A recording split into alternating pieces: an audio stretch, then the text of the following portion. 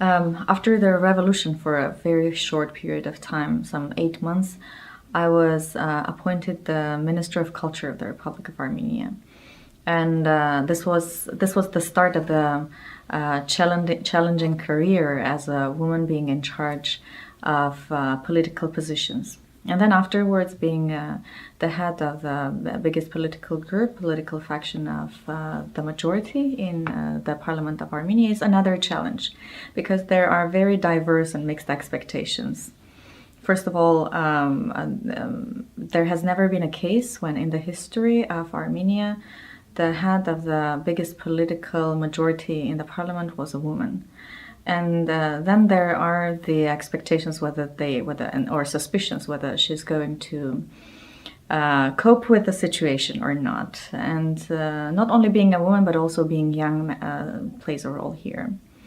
And so far, fortunately, the situation is getting better day by day.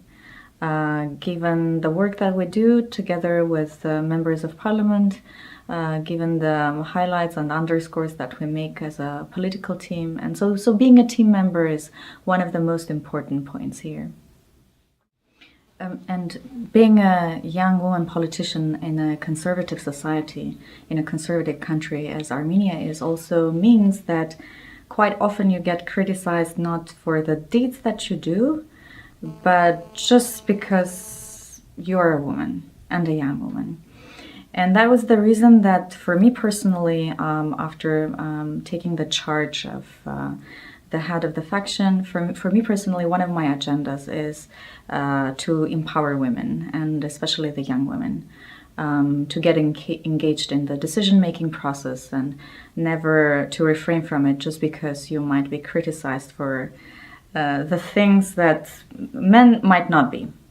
Whatever is forgiven, and even the formulations, the expressions, sometimes the men say that it is not being even noticed, but the women quite often are not forgiven for that. So, and this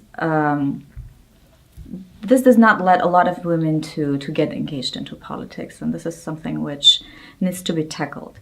And I'm really very proud that the 23 women in the political faction that we have, they are not discouraged by the fact that quite often they are being criticized, and they go for the things that they consider are right to do. And this is something which might be empowering for most women. And this is not only, there was a time that we were talking about financial independence, which gave freedom to women. Now we think that beyond that, there needs to be an ambition to go for more. And that's where we think that the parliament can be.